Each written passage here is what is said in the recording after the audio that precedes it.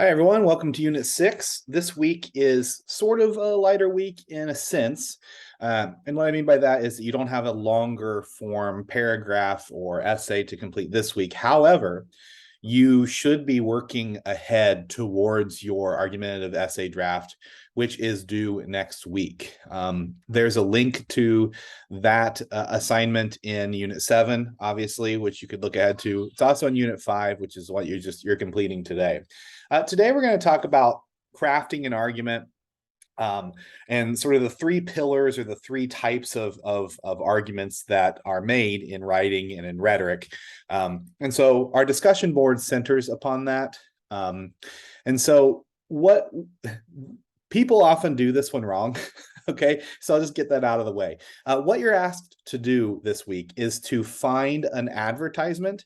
So an actual advertisement, a video. You're going to locate a video advertisement or a print advertisement, YouTube for commercials, etc., that sells some sort of product. All right, it can be any product you want, but it can't just be the product, right? It has to be the actual ad.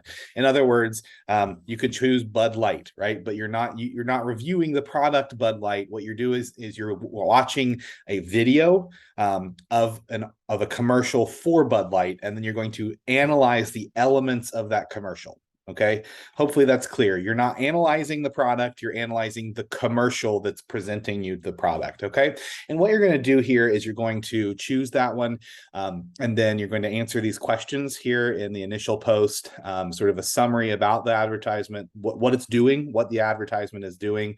And then you're going to focus on ethos, pathos, and logos, which are up here. So very briefly, ethos is an appeal to credibility. So if you see in an advertisement someone who is famous, that's an appeal. They're appealing to their credibility. Or it's a reliable, or a brand mentions how many years they've been around, right? That's an appeal to their credibility.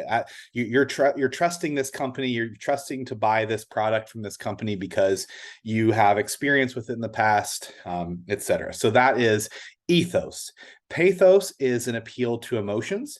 The best example I can ever think of is there used to be this SPCA commercial with Sarah McLachlan's song playing very sadly, and they slow motion panned over like very sad animals, dogs and cats that they wanted you to adopt. That was the message. That was what they were trying to sell to you, is to adopt from the SPCA.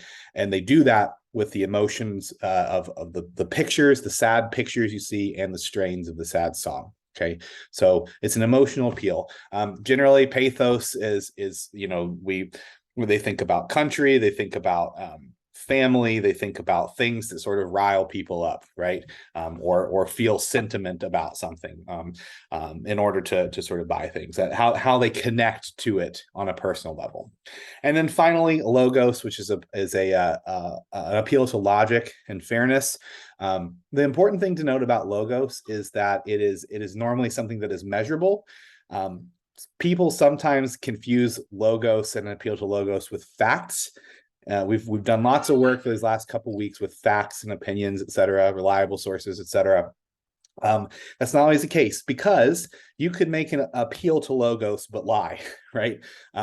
So I always use, I feel like all my examples are dated at this point, but in the movie Anchorman, when they're all the goofballs are trying to seduce Veronica Corningstone, the new actor, the new anchor, Brian Fantana tells Ron Burgundy that his Sex Panther cologne 60% of the time works every time, which doesn't make sense, but it's still an appeal to logic, right? It's something you can measure. It's a logos appeal. I know that's why it's confusing.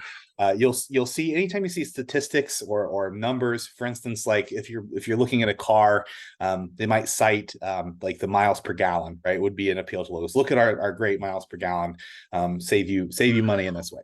So that's what you're going to do. You're going to first find an advertisement, and I strictly must tell you, it has to be an advertisement. It can't just be a product on the whole. I will comment on your posts, redirecting you if you do so, and you won't get full credit for the post if you don't do this right. You have to find an advertisement and then analyze the parts of the advertisement. You're analyzing the ad, not the product. Okay, so keep that in mind. So that's due by Wednesday, the initial post, and then 2 replies by Sunday. And then you also have a knowledge check. Again, you can do this as many times as you want. There are 10 questions that have to do with the readings and resources for this week. So please do those first. And you can do them as many times as you want. So there's no sense in not doing them over and over again to get the best score. The top score is the one that you get. So in other words, if you get an 80 on one and then a 40 on the next, well, we're taking the 80, right? So it's completely beneficial for you to keep working. And so that's it for this week. It is a lighter week in a sense. This is a bigger assignment than I think you realize. Keeping in mind also that we're working ahead towards our argumentative draft for next week. There won't be a video announcement this Wednesday since it's sort of brief, but I will remind you to do your discussion board. All right, have a great rest of your Sunday, and we'll talk again soon.